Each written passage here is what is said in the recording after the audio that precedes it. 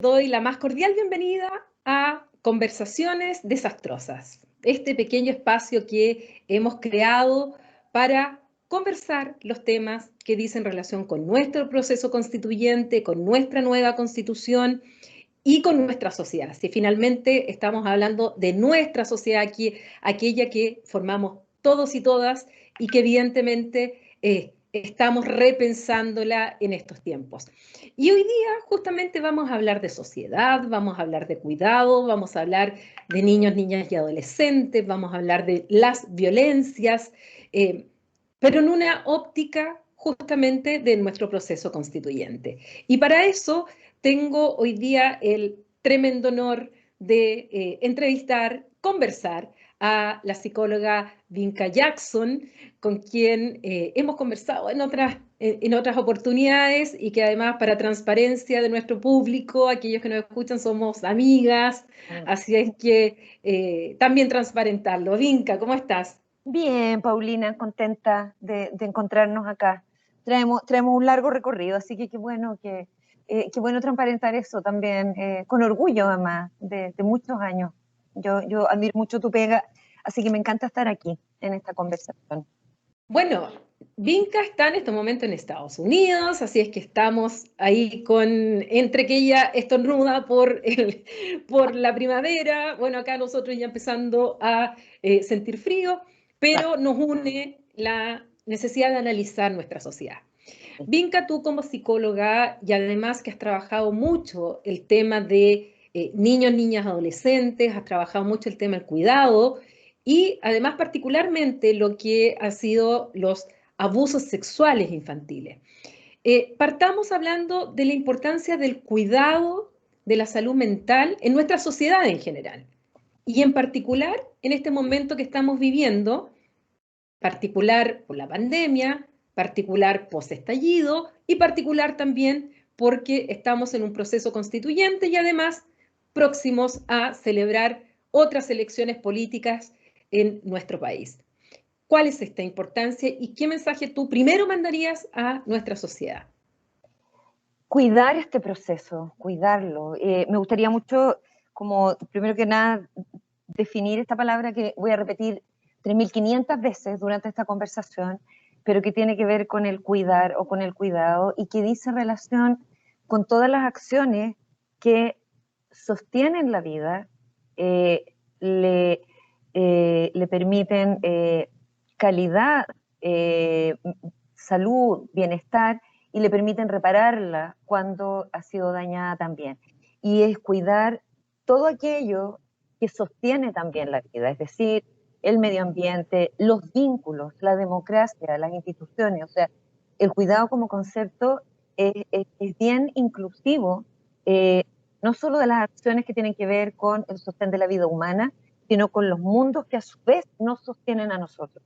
Por lo tanto, esto de la Constitución es vital. O sea, yo creo que un sueño y un deseo y a esta altura una urgencia, eh, el poder como meterse en la redacción de la nueva Constitución desde este paradigma, porque todo lo que tú señalabas al comienzo, las violencias, el abuso sexual infantil, eh, eh, lo que tiene que ver con el cuidado de niños, niñas y adolescentes, hemos de alguna manera tolerado o desarrollado un cierto cuero duro como sociedad para, no para las noticias terribles, porque ahí como que reaccionamos y todos se sienten muy condolidos y luego vuelta a lo mismo, pero como para la continuidad de la pobreza, de la precariedad de los niños, del silencio de los niños, de no consultarlos básicamente nada, por último la opinión. O sea,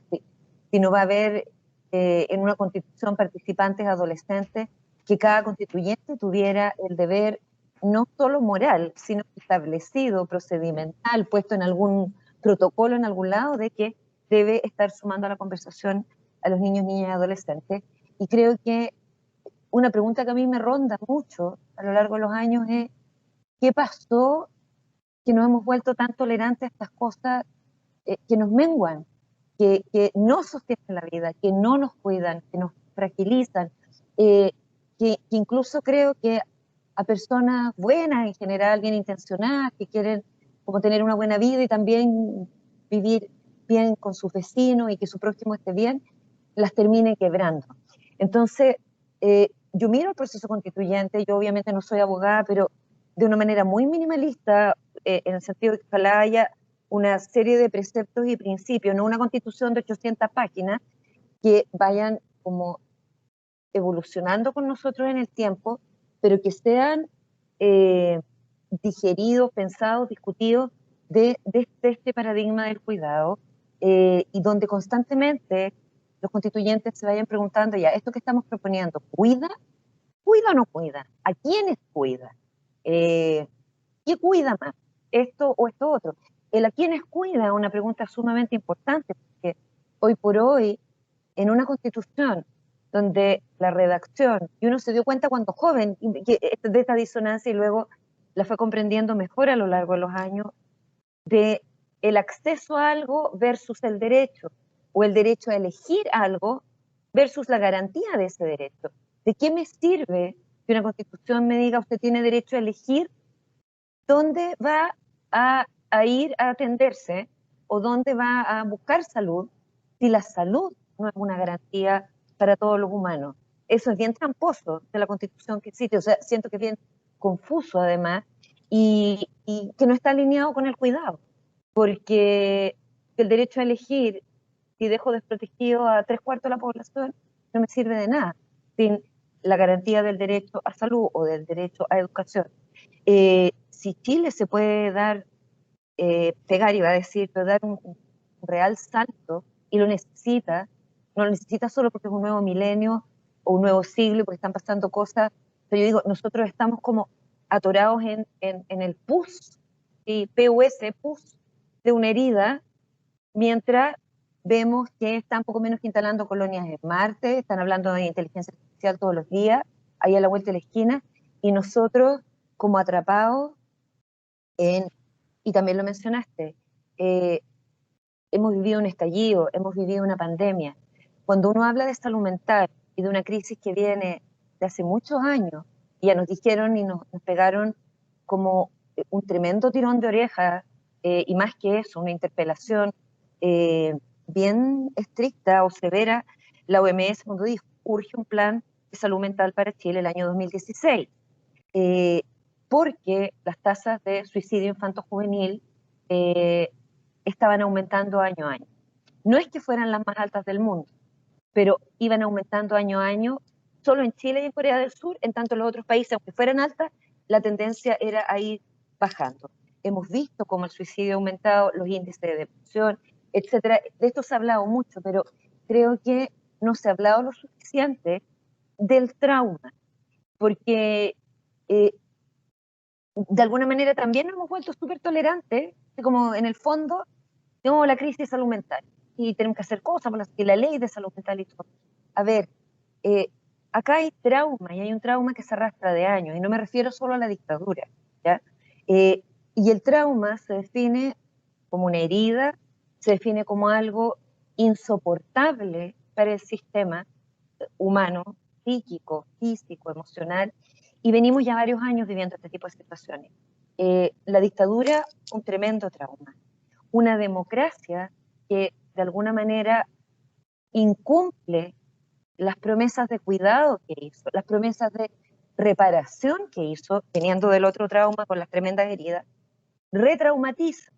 El estallido fue un tremendo trauma colectivo, que tampoco ni alcanzamos a pensar cómo íbamos a sanar, cuando en esto cae la pandemia, que por definición es como un trauma colectivo y atávico, o sea, el ser humano hemos enfrentado pestes y que nos deciman y que nos aterran muchas veces, pero nos toca vivirla con todo esto otro, con el estallido, venía por el trauma anterior también, y en una nueva crisis de cuidado, donde lo que sentimos es que de alguna forma estamos a merced de unos otros que deciden y que no los vemos decidir al Estado en este minuto o al gobierno, siempre en la clave del que cuidamos. Porque además desde el comienzo de la pandemia nos han dicho o la economía o la vida. Entonces, Mm. Claro que la Constitución es como lo que nos queda en medio de toda esta mirada del trauma. Ahora, en este proceso que hemos vivido, hay un tema personal, individual y familiar y colectivo. Eh, como psicóloga y para quienes nos están escuchando, que tienen hijos, hijas, de la edad que sea, que tienen adultos mayores a cargo, o uno mismo, en nuestras edades medianas, Mediana, sí. ¿qué símbolos, o sea, qué señales uno tiene que estar atento para decir, ojo, no estoy bien, ojo, tengo que cuidarme en tal sentido? Porque hoy día a veces ni siquiera nos damos el tiempo para darnos cuenta que tenemos algo mal. O sea, estamos metidos en un sistema, muchos, en los cuales, por un lado, hay gente que ha perdido el trabajo, gente que vive hacinada, gente que ha vuelto a las ollas comunes, gente que hoy día está en cuarentenada, pero eso significa que si no recibe una ayuda estatal, sencillamente no tiene dinero para comer. Por otro lado, aquellos que tenemos el privilegio, entre comillas, de tener un ingreso, pero nos vemos también enfrentados a estar todo el día en Zoom, en las clases, en mi caso, trabajando telemáticamente, preocupado de la familia, preocupado también de la angustia en general, que no sabemos cuándo va a terminar esto, que las vacunas. Entonces, ¿cuáles son las señales que uno tiene que percibir respecto de su entorno más cercano y de uno mismo? Para decir, ojo, yo aquí estoy mal, aquí necesito ayuda o aquí tengo que cambiar algo de mi estilo de vida en lo que yo pueda, dentro de lo que pueda. ¿Qué señales como psicóloga tú nos das para que estemos atentos? A ver, yo no me siento nadie como para decirle a, a las personas mucho, porque a lo mejor yo podría decir cuidado con los índices de irritabilidad o con levantar la voz en la casa, y resulta que hay familias que son más gritonas que otras en general, son más a la italiana y no necesariamente es eso un síntoma. Creo que Mm. la ansiedad hoy por hoy, ese sentimiento difuso de no logro estar bien, no logro descansar, no logro encontrar un lugar de reposo, ni un minuto a veces, ni 5, ni 10, ni 15, es algo a lo que poner atención. Creo que todo lo que tú has descrito son condicionantes de estrés tóxico, porque además no hay mucha resolución de este estrés. Tú hemos estado sintiendo constantemente eh, este peligro, porque es un peligro real, una pandemia que ha muerto en Chile a más de 33.000 personas, acá en Estados Unidos a más de 500.000, y siguen las muertes todos los días, y que no se esté informando todo el tiempo o no hablando todo el tiempo no significa que estén mucho mejor las cosas. De hecho, en las radios están avisando, quedan tantas dosis de vacuna en tal y tal lugar porque la gente no se quiere vacunar, lo que significa que esto va a continuar. Pero no tenemos mucho cómo resolver ese peligro si vemos que la administración global de la pandemia, o nacional o continental, latinoamericana, no es la más efectiva. Pensamos por un momento con la vacuna, creo que fue como una pequeña distensión, ya la vacuna, y faltó comunicar, momento, la vacuna solo es para esto continúa, y lo que tú dices es clave, no sabemos hasta cuándo. Yo el otro día decía que creo que hay dos cosas que en medio de la ansiedad que todos de una u otra manera podemos sentir en una situación que a todos de una u otra manera nos afecta, incluso a los negacionistas, aunque digan, no, a mí me da lo mismo, igual, esto está en el aire, esto está ahí, es por una parte aceptar o decirse uno a sí mismo, está bien no estar bien, es normal no estar bien, es normal hoy, o está bien sentirme triste, sentirme ansioso, sentirme enojado a veces, sentir que no doy más, que el cuero no me alcanza, está bien, está ok, porque una vez que uno no está constantemente como en la culpa de cómo puedo estar así, si hay gente que está mucho peor, cómo puedo estar así si tengo hijos a los que cuidar, cómo me puedo dar un minuto de llanto si tengo a padres ancianos que dependen de mí, o mi pareja que tiene una enfermedad de base, etcétera. Yo creo que la mejor manera de sortear esa culpa es como diciendo, no, hoy lo más humano es sentirnos de esta forma. Ahora, dentro de ese estar mal y dentro de otra certeza que es lo incierto de todo esto, lo, lo, lo inesperado de cada día, ¿cómo puedo hacer, como bien tú decías, para encontrar cómo ayudarme? Y creo que una fuente de resiliencia, fuera de la gratitud que uno pueda tener, seguir incluso viva en este momento, pero que una fuente de resiliencia bien importante es lo comunitario, lo social, el no perder los vínculos, ¿ya? Lo que hemos insistido desde el comienzo de la pandemia, si es por WhatsApp, si es dejando una notita tirada por debajo de la puerta a alguien, eso. Si es desde la ayuda y la solidaridad que unos con otros podamos tener, y no hablo solo de las urgencias mayores como alimento y agua, y hay 500 ollas comunes o más, porque van creciendo, y eso requiere aportes todas las semanas, porque si no, hay niños, niñas, adolescentes y sus familias que no comen. Vinca, hablando un poco de los cuidados, y estamos hablando de los cuidados personales, individuales, de las sensaciones, pero pensemos también en los gobernantes, en los responsables de la toma de decisión. Pues nosotros tenemos autoridades y vamos a tener también a 155 personas que van a tener la tremenda, tremenda responsabilidad de dictar esta nueva constitución. Y ahí también hay un tema de cuidados, un cuidado de ellos mismos y cuidados que las propias autoridades en las decisiones que toman deben tener en cuenta para proteger a esta sociedad que está en una situación fragilizada hoy día, fragilizada por lo internacional, fragilizada por esta pandemia, fragilizada por esto mismo que tú hablabas de los traumas y la mochila que ya llevábamos. Muy Bueno, grande. ¿qué hacemos entonces en este contexto del punto de vista de los cuidados de las autoridades y de estos constituyentes que finalmente van a tener que, en un escenario bastante particular, tener que redactar la constitución? Van a tener que ser un ejemplo también de cuidado de sí mismo y de cuidado del proceso. A mí, y lo hemos conversado antes, a mí me preocupó mucho en un minuto sentir que estábamos haciendo este tremendo esfuerzo en pandemia, con todo lo que eso significa, de levantar un, un, un, una convención constituyente, de redactar una nueva constitución, eh, y de cuánto tiempo iba a demorar eso, y de qué recursos humanos y materiales se iban a destinar ahí, cuando eh, no tenemos camas en este minuto, por ejemplo, cuando ya llevamos un año y las ollas comunes siguen aumentando y sigue habiendo lugares donde la comida y el agua del día siguiente no se sabe si va a estar, y lo que hablábamos un rato atrás, cuando las personas no saben si van a poder tener para eh, no solo comer, para pagar el arriendo,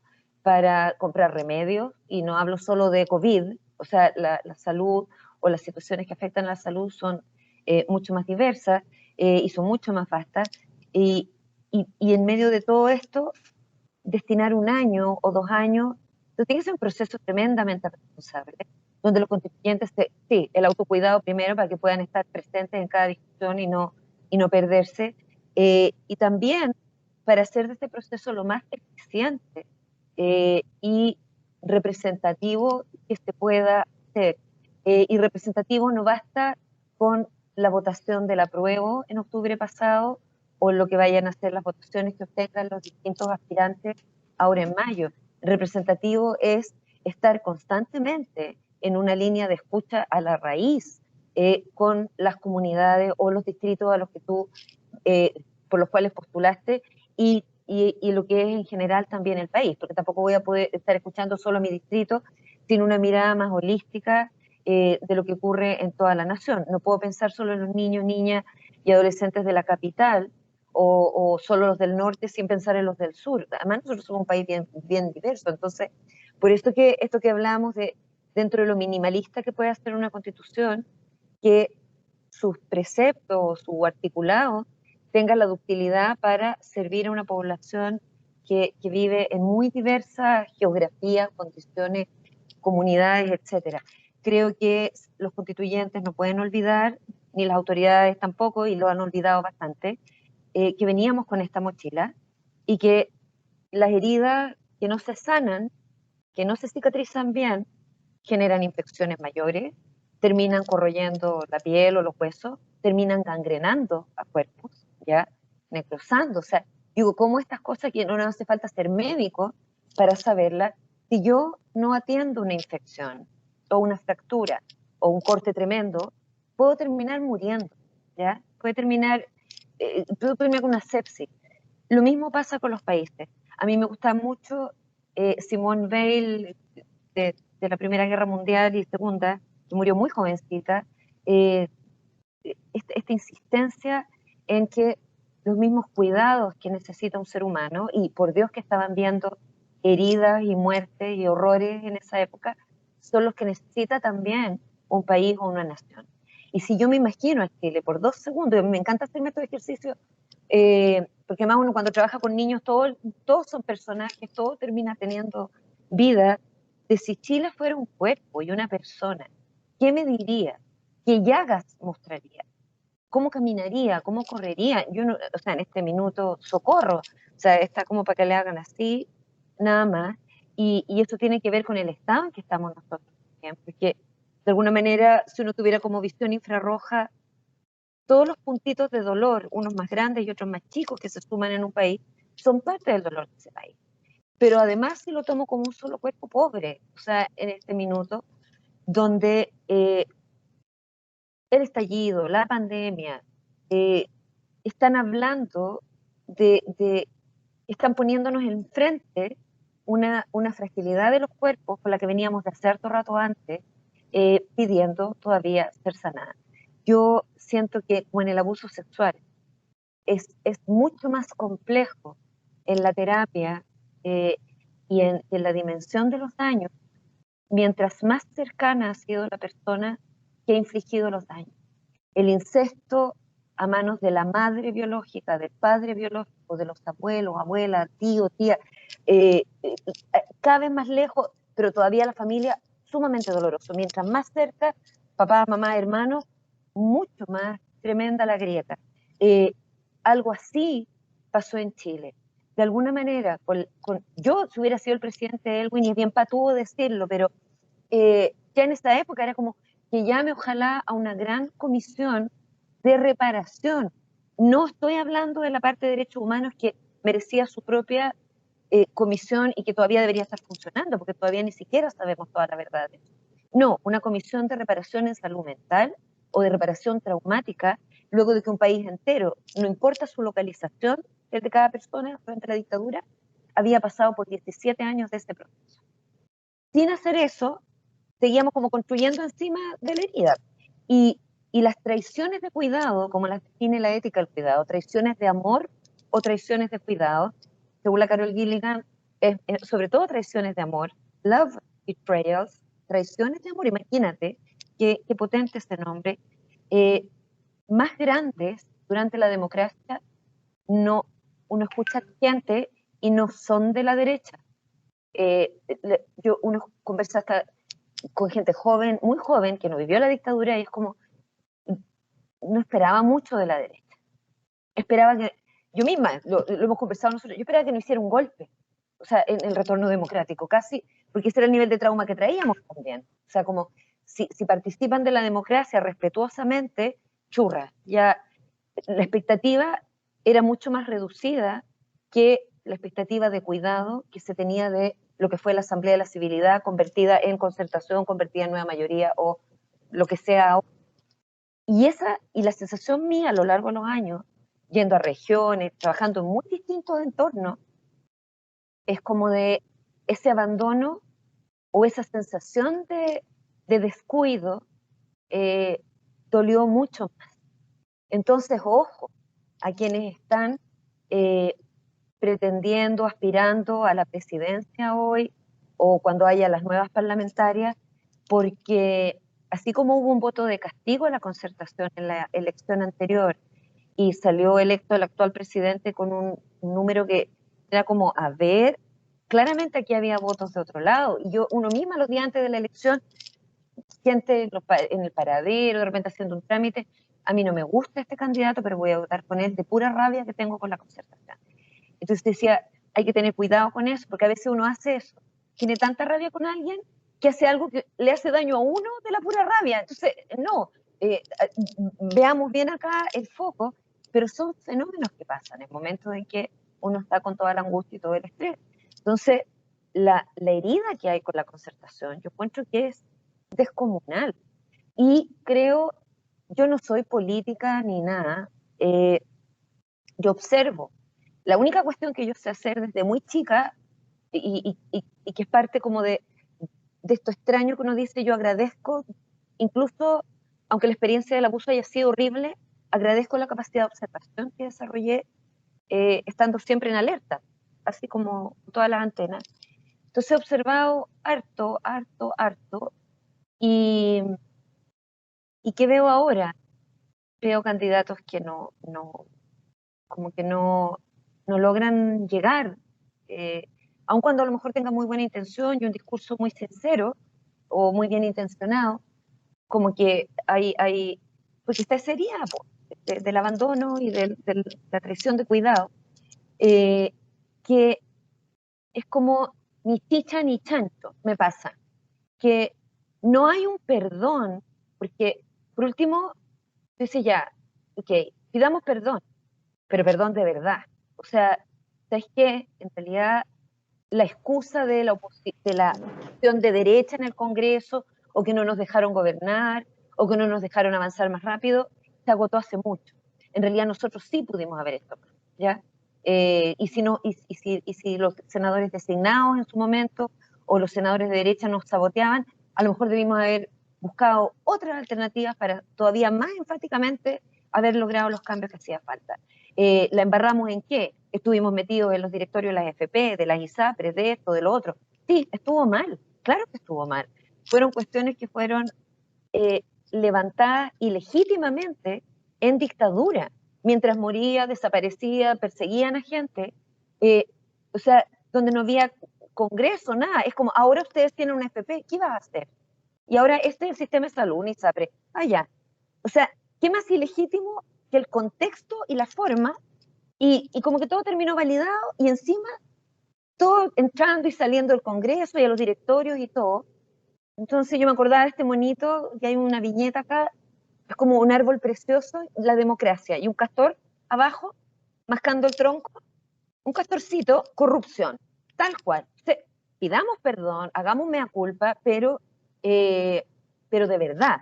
Y eh, también, por otro lado, por eso digo ni chicha ni chancho, no es ni el perdón ni esto otro que voy a describir, y por último decir sí, pero con todo esto, y aún a pesar de todo eso, y porque somos humanos y descubrimos que era harto más falible y teníamos muchas más contradicciones de las que creíamos, en fin, pero hicimos esto, esto y esto y esto bien, ¿ya?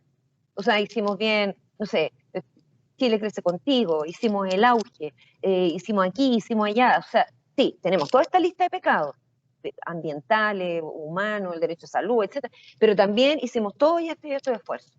Ahora, como el sticker de los demócratas acá para las elecciones, que era como, sí, en realidad no somos tan fantásticos, pero los otros están locos. A propósito de cuando venía la elección de Biden-Trump, entonces como incluso este video de Settle for Biden, ¿te acuerdas?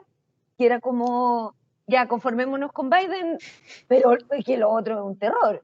Ya, por último, o sea, sincerémoslo así, conformémonos con, por ahora, porque con todo el trauma que traemos, con todas estas heridas, con toda la polarización, con todas las violencias, que no son solo las violencias físicas, concretas, humanas, de pérdidas humanas, o de destrucción que tú hayas visto.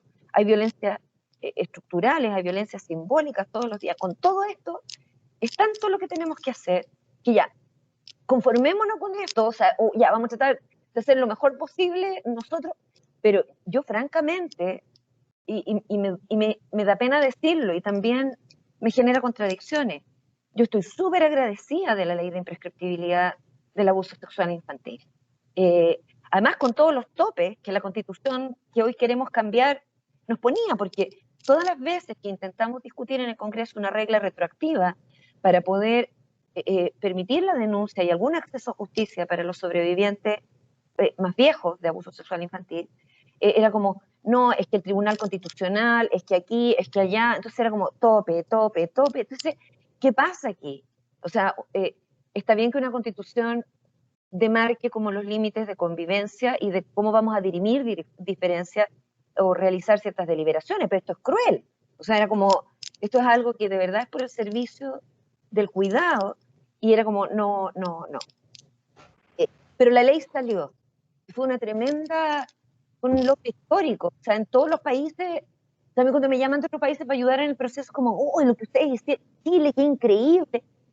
Y luego yo veo todo lo que ha pasado después, el estallido, la pandemia, y me duele el corazón. Pienso, otro gobierno de derecha, no puede. O sea, y no tiene que ver solo con una cuestión ideológica o filosófica. No, o sea, no, no más. Porque desde un cuerpo que reconoce lo que cuida más y lo que cuida menos, y lo que tiene el mayor potencial de daño o peligro y lo que tiene menos, claramente esto tiene más. Entonces, no. Y siento que ahí es donde la concertación, la nueva mayoría, bueno, ahora está el Frente Amplio, me imagino que irá a haber primaria, pero siento que quien quiera que sea y que termine siendo el candidato, y ojalá sea un candidato de unidad, y me cargue esa palabra cuando se usa y se manosea, así como una suerte mentolatum, y que uno era chica y lo que tenía le ponían a uno mentolatum, me duele el pecho, la cabeza, la oreja, todo, y como, la unidad, no, no, no la unidad vacía, y no me hagas creer tampoco que una unidad así como casi emocional o kumbaya la unidad cuando ha habido tantos abandonos del cuidado. Pero sí en esto, si se trata de cuidar el futuro de la gente, de un país, de la misma democracia inclusive, que anda ahí también patuleca, ya, me voy a unir contigo, aunque me caigas pésimo, aunque te guarde rencor incluso, aunque no quiera nada de nada, pero porque hay algo mucho más importante que cuidar y que proteger. O sea, hay que lograr un cambio de una constitución que realmente dé garantías de cuidado a quien quiera que sea. Y hay que cuidar esta democracia que yo la veo, o sea, cuando miro todo lo que ha pasado, cuando veo una carta de las Fuerzas Armadas como la de hace pocos días, por este tema de la parodia, cuando veo lo que hace el presidente ayer yendo al TC, y uno no entiende nada, entonces, ¿cómo? Debe haber ido al TC al primer retiro, entonces hizo cosas inconstitucionales 2 veces, y ahora va a alegar, entonces no debería ser el mismo. A ver, yo soy una ignorante en materia de ley, siempre a ti te estoy molestando, a mi hija la estoy molestando, a la Verónica Undurraga, a todas las cosas, y es como, ring, ¿y cómo es esto? Y explíquenme, por favor. Pero igual uno va viendo cosas y dice, esto claramente no cuida la democracia, no me cuida a mí, ni a mi hija, ni a ti, ni al futuro, ni a las nuevas generaciones, ni nada. ¿Qué cuida más? Una constitución que la Corte con el Estado subsidiario, que se engarce desde como una lógica, un marco de cuidados y de derechos humanos garantizados, no libres de elegir, ¿ya?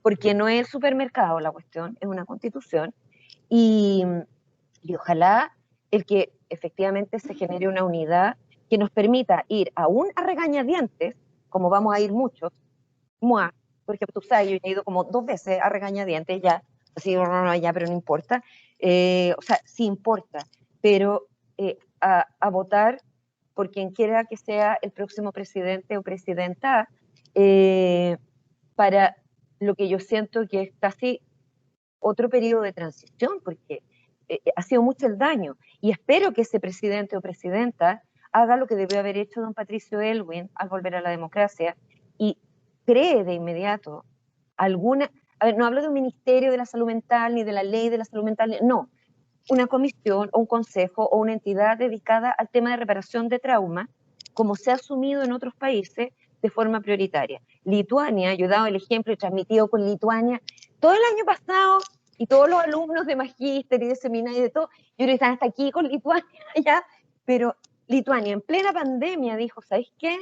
El trauma histórico con el que cargamos es tan grande, nos ha debilitado tanto, tenemos altísimas tasas de suicidio, de depresión, de alcoholismo, de drogadicción. La tasa migratoria de nuevas generaciones es para llorar. O sea, crecen, se titulan, se van.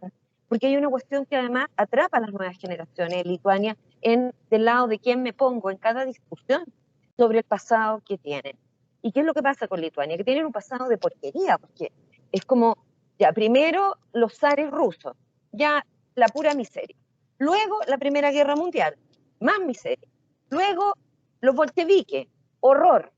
Luego el Holocausto, llegan los nazis, echan a los bolcheviques, pero la masacre y media también. O sea, era como masacre tras masacre, masacre real de quemar gente viva, destollar gente, dispararles en la calle, los campos de concentración. O sea, horrible. Termina la Segunda Guerra Mundial, vuelven los bolcheviques, o vuelven los soviets, perdón. Y métale no sé cuántos años de comunismo bajo la regla soviética, con toda la represión, persecución, muerte y violación de derechos humanos que eso también implicó. O sea, y llegan al año 90, tú dices, ¿cómo un país resiste tanto desastre, tanto cataclismo sobre sí? Y ya, y parte en la democracia al mismo tiempo que nosotros. Y tú eres más joven que yo, pero yo me acuerdo en la época que cayó el muro de Berlín y que era la perestroika, que todo el mundo era bravo, Gorbachev o Gorbachev, y uno así no hacía estas preguntas con sus amigos intelectuales de la Facultad de Ciencias Sociales, porque dijeron que era tonta, pero sí, ¿cuál es el plan B de Gorbachev? Porque francamente es súper lindo disolver todo esto y razonable en un mundo que tiene reglas capitalistas de funcionamiento, no podéis ser una isla eternamente. O sea, era como, ya, pero ¿y ahora qué sigue? ¿Qué va a pasar con, y tú sabes más de esas cosas, con los conflictos étnicos, de los países distintos, las religiones distintas? O sea, ¿y cuál es el plan de contención cuando esto, y no había mucho para ese plan de contención, y bueno, y todos los conflictos que vivió la Unión Soviética, pero Lituania hicieron como esta cadena humana de como 2 millones de personas, que no sé si te acuerdas, que cantaron por la paz, y fue precioso. Y luego tú te enteras que durante 30 años lo han pasado pésimo, y la depresión, y el suicidio, y con índices económicos no malos para la Unión Europea, o sea, como que iba creciendo Lituania así, pip, pip, pip, pip, eh, y, y aún así, en marzo del año pasado, con la pandemia así rampante en Europa, se paran y dicen, no, ¿sabes qué? Mientras no sanemos esto, nos vamos a seguir debilitando. ¿Y qué hicieron? Llamaron a una gran asamblea como de reparación del trauma. De hecho, invitaron gente de afuera, gente de la Unión Europea, expertos de Lituania mismo, etcétera. Porque lo que pasa es que además, en todos estos cambios de periodo histórico que yo te iba contando en Lituania, unos por salvarse, otros porque odiaban a los otros, bueno, como sea, medio mundo terminó delatando a medio mundo y entregando al otro por salvar a su hijo o a su familia. Luego llegaron los aliados, que tampoco te atrevías a quejarte contra los aliados, pero los aliados también dejaron la escoba. Entonces, era como todos estaban atravesados por la herida. Entonces, bueno, llamaron a varios expertos, entre ellos Simón Vesely, un gran psiquiatra de trauma, y se juntaron varios días a armar como un plan de reparación, que implicaba varias cosas, temas del discurso, temas de la cultura, temas de la acción municipal, comunitaria, temas de la educación, clave, y no basta como con decir una educación que no sea, no al olvido, ¿ya? No al negacionismo. No, iba mucho más que eso, porque es mucho más complejo. O sea, si cuando tienes a tantas personas de una población enredadas en esto, no, tu familia delató a los vecinos de acá, y los nietos, y los bisnietos, y los tataranietos, heredando estas historias, hay que hacer un trabajo enorme sobre la falibilidad del ser humano, qué posibilidad de perdón hay, ni una, cuáles son los límites acá de lo inexpiable, cómo dentro de esos límites, de lo que es inexpiable e imperdonable, tenemos que seguir construyéndonos como sociedad. ¿Qué pasa con los niños? ¿Los tocamos o no los tocamos? O sea, ¿son intocables o no tocables? ¿O cuán tocables son? En el sentido de cómo transmitimos esto. ¿En kinder van a estar dibujando cuadros del Holocausto o de la represión soviética? ¿O vamos a esperar un poco? ¿Vamos a tener otras discusiones antes? ¿Quiénes van a acompañar esas discusiones? ¿Cómo lo vamos a hacer a nivel de los medios? O sea, es un plan igual ambicioso, pero igual realizable en un país relativamente pequeño. Chile tampoco, un país tremendo, somos 18 millones o 20 millones de personas versus 100, 300, 500. Tiene tanto, Chile podría vivir harto bien con los recursos que tiene, siendo un país, si las élites de nuestro país no fueran tan compulsivamente codiciosas.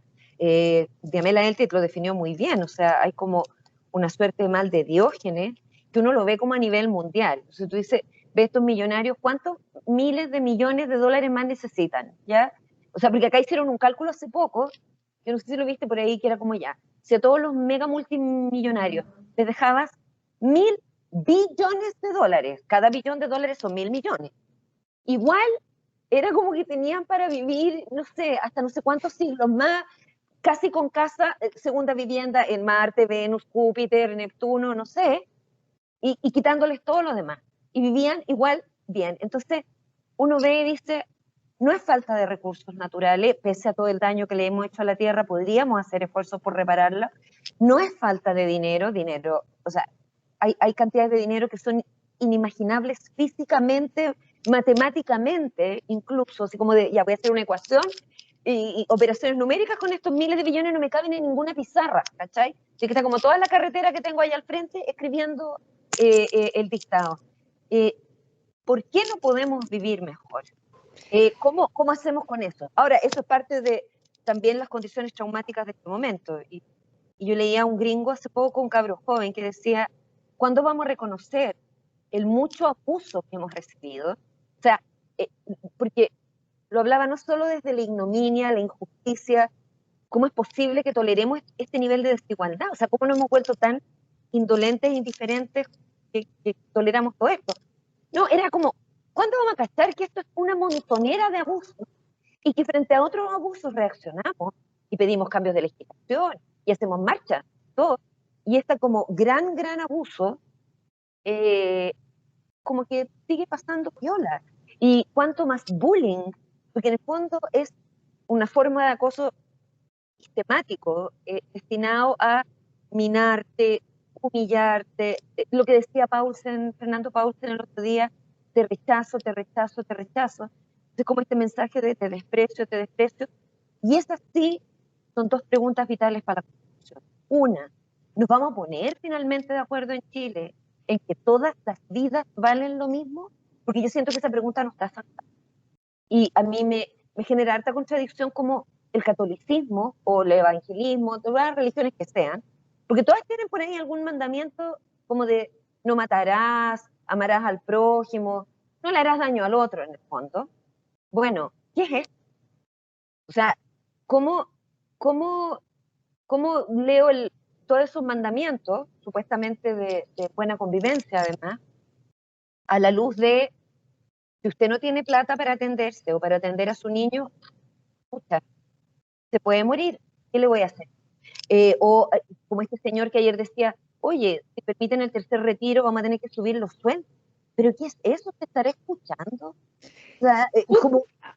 a eso quería apuntarte, porque escuchándote, me acuerdo que en noviembre, en octubre, noviembre, diciembre del 2019, cuando empezó el estallido, los medios de comunicación, todos se centraron en las causas del estallido y empezaron a hacer grandes conversatorios y a invitar a la reflexión, los mea culpa, y vimos algunos que dijeron, bueno, vamos a subir el sueldo de nuestros trabajadores porque en realidad tomamos conciencia que efectivamente hay un tema de desigualdad en nuestro país, escuchamos a autoridades, a políticos.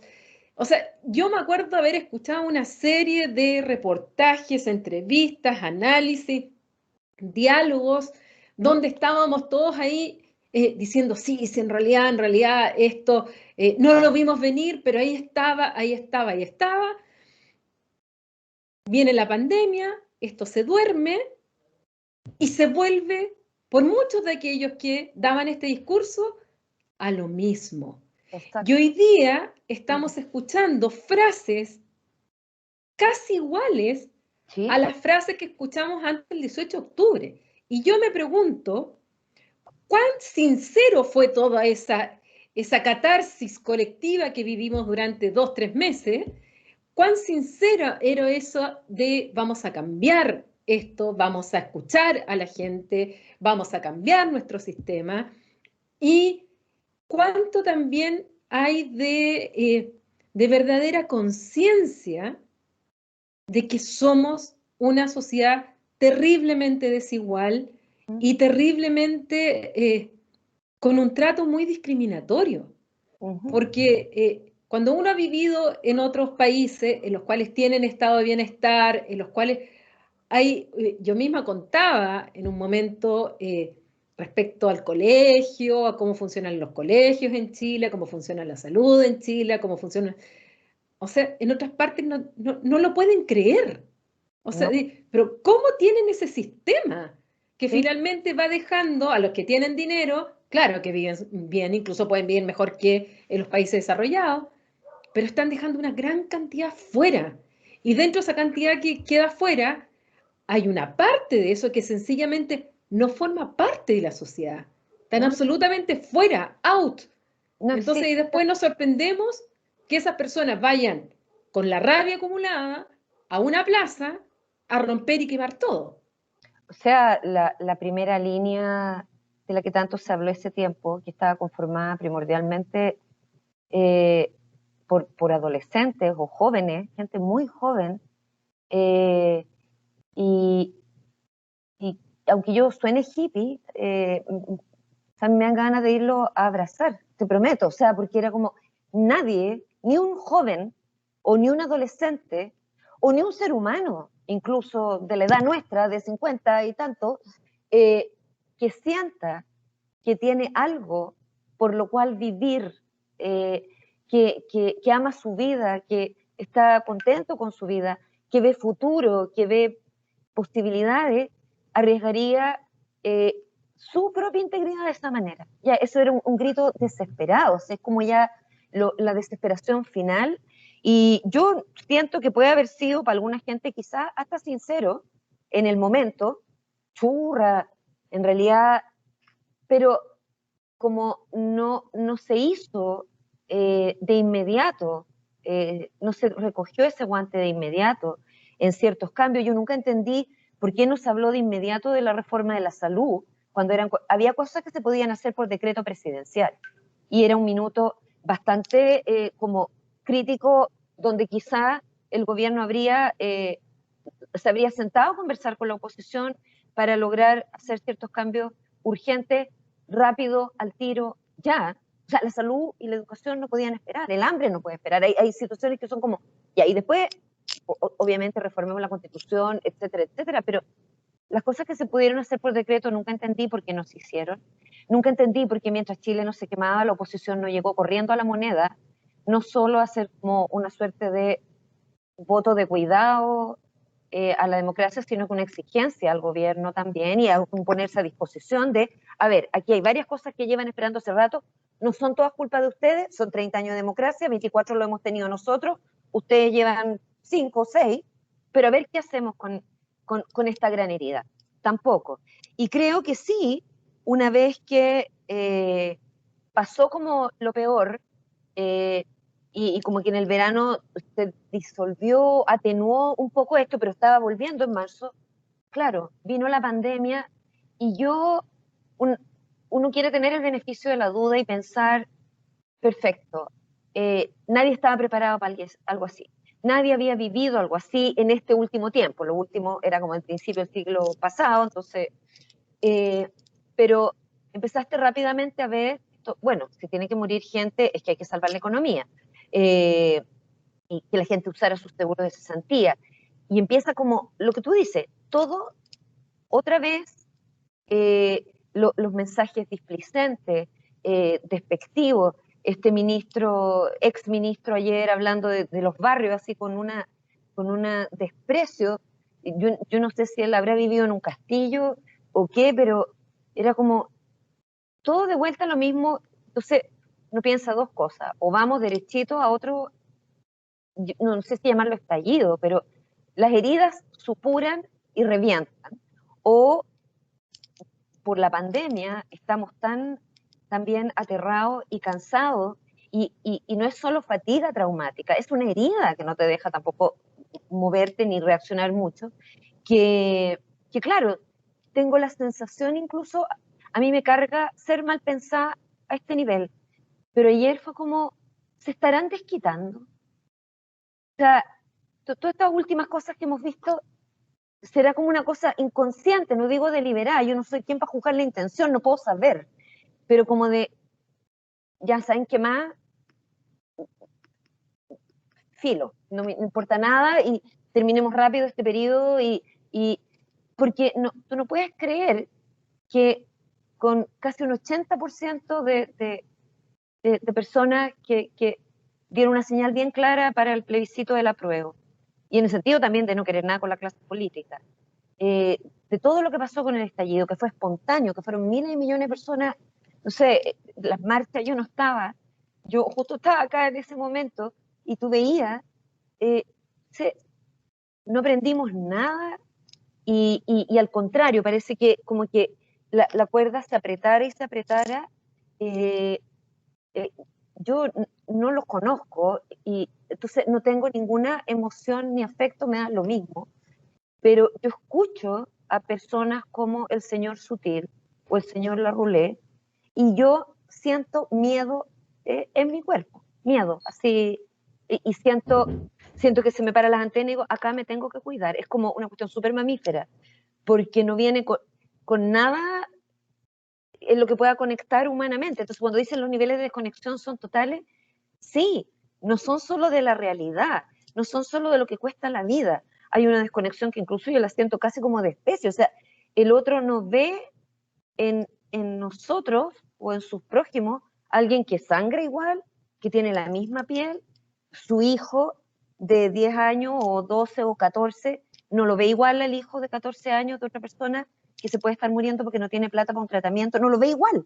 Y creo que cuando uno no ve igual eso, está hasta la corona, o hasta la corona, te iba a decir, perdón, pero o sea, como país, por eso digo que esta pregunta de, y que hay que hacerla bien profundamente, ¿valen todas las vidas lo mismo? Y todos van a decir, sí, todas las vidas iguales, y la dignidad, no, no, no, de verdad lo mismo, de verdad, verdad, porque es como en el concepto de la Judith Butler de los últimos libros, esto de son todas las vidas igualmente, y ella lo traduce como duelables, o sea, se lo traducen, o llorables, o sea, si secuestran un avión lleno de niños de un cierto barrio, de un cierto colegio, es igual de terrible que si secuestran un avión o un bus de niños de otro barrio, de otro colegio, de una escuela pública, ¿vale? Es lo mismo, pasa lo mismo.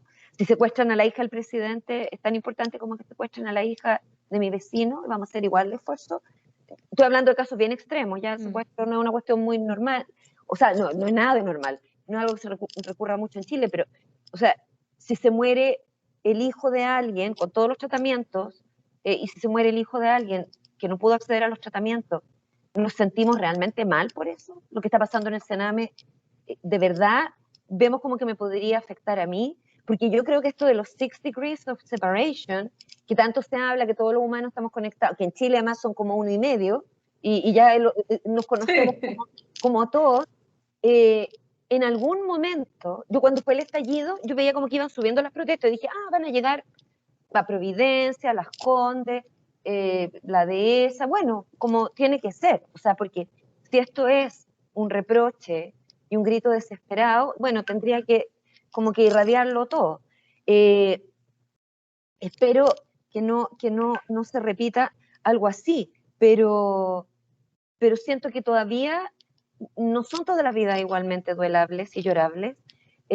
Siento que no nos hemos puesto de acuerdo en eso. Siento que la primera dama, no sé si habrá sido, algunos dicen que fue como orquestado, otros que fue como que se le chisporroteó o se filtró, pero esto que dice de, a lo mejor con una candidez que nadie le perdona, pero parece que vamos realmente a tener que compartir los privilegios, como realmente preguntar, creo que es una pregunta que se la tendría que hacer mucha gente, y que y como que yo invitaría tanto a los constituyentes como a quien vea este programa a hacérsela, porque uno se pilla que a lo mejor nos creemos súper generosos y súper peace and love y todo, y cuando te dice, ya, ok, no tengo muchos privilegios, pero los que tengo, ya, 10 privilegios. Estoy dispuesto a que no sean 10, sino que sean 4, con tal de que muchas otras personas más que en este minuto no tienen, o sea, derechos, ¿cachai? No tienen acceso a, no tienen el mejor tratamiento, no llegan a la mejor salud de la que disponemos como humanidad, además, porque somos súper creativos como humanidad. ¿Estoy dispuesto? Sí, estamos todos súper dispuestos. Ya, ok, pero realmente dispuesto. O sea que si llamas al doctor, no te va a demorar 4 días o 2 semanas en conseguir una hora, te puedes demorar 3 meses, mientras todo se va ordenando para que sea para todos igual. Porque yo también que he vivido acá, entiendo lo que tú dices, uno ve lo que paga de impuestos, yo veía lo que pagamos de impuestos cada año y era como, ¡ah! Más Chile, más Chile, ¡oh! Pero tú veías el colegio público al que iba tu hija y era como, no importa, quítenme más impuestos, ¿cachai? O sea, como, ¿dónde está el formulario para poner más? Porque tan bien cuidada la estructura y distintos colegios, o sea, y el amor que había puesto ahí, no sé, ahora acá la salud no, ¿fijáis? O sea, ya después de jubilado, pero entonces, o ves los caminos, ya los caminos, los pueblos más derruidos, el camino, sí, sí, está bien, cuando tú no ves eso, eh, ni tienes como una sensación de estoy aportando, estamos todos aportándonos al bien de todos. Yo creo que perdimos como un poco eso en Chile. No le puede echar la culpa de todo a la clase política ni a las élites con mal de Dios, perdón, pero es que de verdad es como una cuestión de acumulación. Tú dices cuándo para y cuándo la distribución deja de ser en Chile como el verso del Nicanor Parra. Hay 2 panes, usted come 2, yo ningún promedio 1. No, eso no puede ser. No, no tengo todas las respuestas para eso, pero creo que sí. Hay un autoexamen también que tenga yo 10, 7, 4, 3. ¿Cuánto estoy dispuesto por el bien común también? Porque y no hay que sentirse mal si uno se pilla siendo como medio, igual me cuesta un poco, ¿cachai? Igual parece que es más difícil de lo que creía, porque nos llevan lavando el cerebro muchos años. O sea, por lo menos yo alcancé como a recibir información de un estado de bienestar por mi abuelo y por un par de profes en el colegio que les podría haber costado la pega si descubrían de las cosas que estaban hablando. Nada terrible, o sea, como podemos estar bien todos, pero en plena dictadura. Pero durante años era como tu mérito, tu nota, tu carrera, tus logros, tú aquí, tú allá, y machaca eso en tu país, en el planeta, en la tele, en la serie cómica, en la serie de monitos, en las películas, o sea, años de años, termina como enquistándose una cuestión que a lo mejor incluso es súper propia de la especie. O sea, yo miro en el bosque y de repente, no sé, pues hay unos pajaritos más. Llegan otros pajaritos y es como, nosotros ya estábamos aquí. Y no es que sean pajaritos de otro país ni nada, o sea, como, a lo mejor somos territoriales, a lo mejor tenemos esto de como, y tengo que cuidar a los míos primero, pero no puede ser cuidar a los míos hasta que un montón de otros niños se mueran. Para mí es muy fácil, si lo veo en código de adulto, a lo mejor me cuesta más que si lo veo en código de niño, porque todos los niños nacen con el mismo potencial, el suyo, que sea de sus capacidades, de sus talentos, de poder llegar a tener una vida vivible y buena. Y entonces, ¿quién define que unos cuantos no y unos cuantos sí? ¿Y cuánto en estos 6 degrees of separation o 1,5 en Chile te podría tocar a ti? Como lo de las protestas, porque van llegando a todos lados. ¿Y cuándo puede ser mi hijo el que no atiendan? ¿Cuándo puedo ser yo misma la que muera de indigente? Porque, no sé, pues a distintas edades, a lo mejor los jóvenes se sienten súper invencibles o desde ciertos lugares de la sociedad hay sensaciones de más invencibilidad o de invulnerabilidad, y en realidad somos súper vulnerables. Y esa pregunta de ¿valen todas las vidas igual? Yo la complementaría con otra, que es vital para la Constitución que viene, que es la que hace la Eva Feder-Quitey, y también una de mis maestras del cuidado, que es como, más allá del valor, son todas igualmente bienvenidas y cuidables, porque, ok, yo puedo decir que todos los niños nacen con un potencial. Entonces uno piensa, un niño puede ser astronauta, otro puede ser médico, artista, no sé qué. Un potencial de acuerdo a su cuerpo, sus capacidades también, a todo. ¿Qué pasa si hay un niño que no va a poder nunca, por ejemplo, a lo mejor un niño con síndrome de Down no va a llegar a ser Down, o puede que sí, pero no puedo estar apostando a ciertos potenciales y otros no, o un niño que, no sé, pues, está en una silla de ruedas, ¿cachai? Va a necesitar más cuidados que un niño que no está en silla de ruedas. Entonces, a eso va esta pregunta de todas las vidas bienvenidas y cuidables en la medida que necesiten. Algunos niños van a necesitar cuidados en distintos momentos de su vida, de su infancia, otros van a necesitar cuidados continuos, o sea, 24/7, toda la infancia, toda la adolescencia, y ese ser humano toda la adultez. ¿Qué hacemos ahí? Vamos, también somos cuidables. Yo sí, a mí me preocupa porque cuando veo estos discursos como del potencial, de la colaboración, de la interdependencia, de la reciprocidad, de la generosidad, no, porque a veces no se puede reciprocar, a veces no se puede colaborar, no se puede ser interdependiente, se puede ser solo eh, total e inexorablemente dependiente de otro y nada más. ¿Y qué hacemos frente a eso? O sea, yo encuentro que en una sociedad y una humanidad civilizada que lleva como unos cuantos millones de años, tendríamos que todos llegar. Y eso. Entonces, y esa es clave para la Constitución. Bueno, Vinca, yo ni siquiera te quería interrumpir porque Linda, la verdad es que es tan importante, tan esencial, tan profundo y tan completo lo que nos dices que de verdad que no he querido ni siquiera gracias interrumpirte, eh, pero te agradezco a ti. enormemente este tiempo de conversación. Para mí es un lujo tenerte en esta conversación y además poder compartirlo con las personas que quieran escucharnos ya sea por el canal de YouTube, por Spotify, por TVR Ñuble, donde también en la región de Ñuble estamos transmitiendo, y por Canal 9 regional. Es un lujo No, escucharte y yo, te gracias. doy las gracias porque de verdad son cosas de las cuales hay que hablar, son cosas que hay que No van a, sacar, no van a censurar.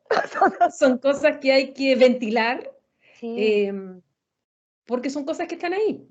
sí, gracias, Y lo Paulina. peor es esconderlas, lo peor es no hablarlas, lo peor es dejarlas bajo la alfombra, porque tú dices en algún momento las heridas, bueno, Y supuran, y explotan. por supuesto, y ya lo hemos vivido, y hay que aprender de la primera herida que ya no la supimos cuidar bien, bueno, por lo menos la segunda y la tercera hagámoslo bien, porque si no Exacto. va a venir la Gangrena. última, y claro.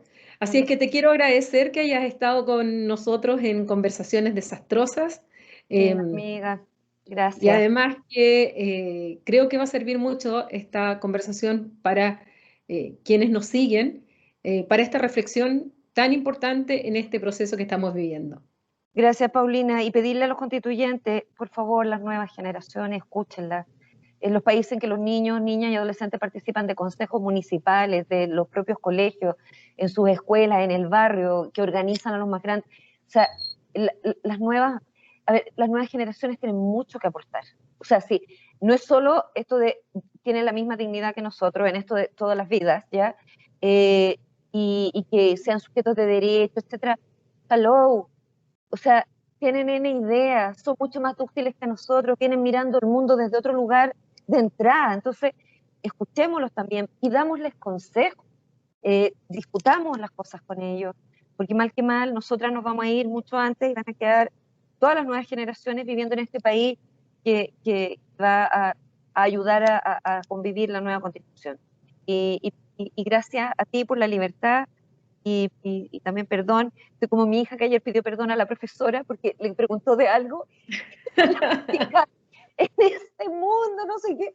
Hija, perdón, Miss, señorita, porque es que está bien, le dijo. Y la hija, su amiguita, que es la hija de otra colega, dice, Mimi, no te olvides de tal cosa. Están armando una cuestión que se tomaron la clase entera los niños y la profe le dijo, no, está bien. Y no era solo por la catarsis, era porque en muchas cosas que decían había mucha libertad. Así que gracias por esa libertad, Paulina, de poder hablar. No, gracias a ti y bueno, y nosotros nos seguiremos en contacto. Y a ustedes, bueno, los invitamos a un nuevo capítulo de Conversaciones Desastrosas. Recuerden que estamos en el canal de YouTube, en Spotify y también gracias a TVR Ñuble y a Canal 9 Regional también nos pueden ver por televisión. Así es que un abrazo y nos encontramos en un nuevo capítulo. Adiós.